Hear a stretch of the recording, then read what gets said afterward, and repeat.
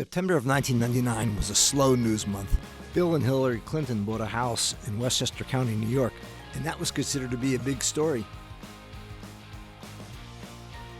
The Justice Department filed a multi-billion-dollar lawsuit against the tobacco industry, accusing cigarette makers of a 45-year campaign of deceit.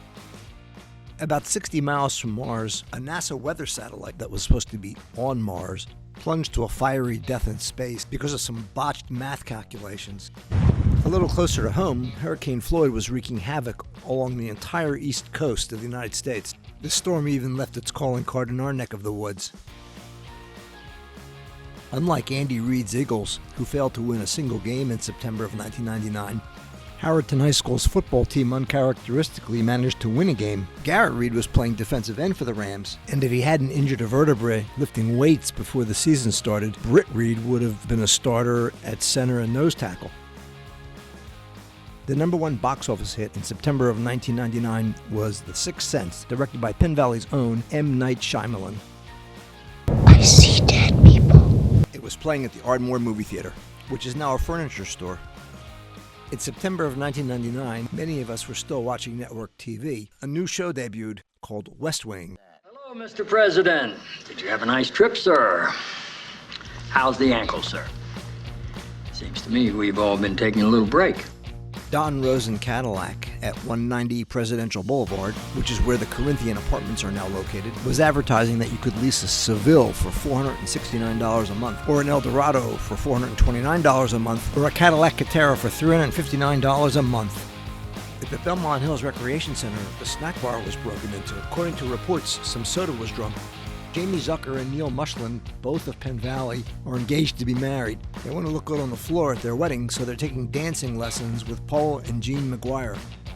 Hillary Clinton also made some local news that month. She appeared at a $5,000 a person fundraiser at a private home in Bryn Mawr. The camera shop in Bryn Mawr was still selling cameras. In fact, they were still selling cameras that used film. Remember film? With barely half the country even having access to the internet, and nobody would know what you were talking about if you spoke about social media, the technology was sufficiently well developed to enable a 43-year-old paramedic working in Harrowtown to connect with a 16-year-old kid from Malvern.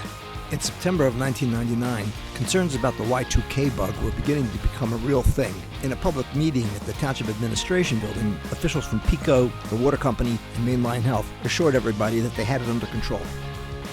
5 fire companies worked to put out a blaze at 214 Bala Avenue, the former site of Kirsch Chevrolet, which is now a vacant lot. As the volunteers were working to control the fire, a truck from the Narberth Company with 2 men aboard tipped over. Fortunately, neither of them was injured. 333 Belrose Bar and Grill in Radnor has been around for 25 years. In September of 1999, though, they were the new place you had to try.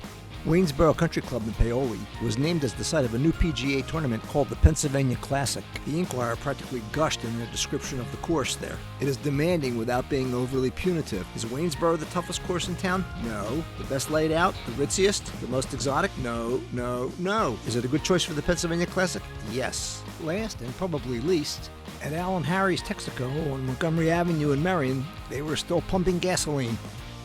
That's going to do it for September 1999. If you're into that sort of thing, there are some buttons down there to like and share this video and to subscribe to the channel. Thanks for watching. See you in October.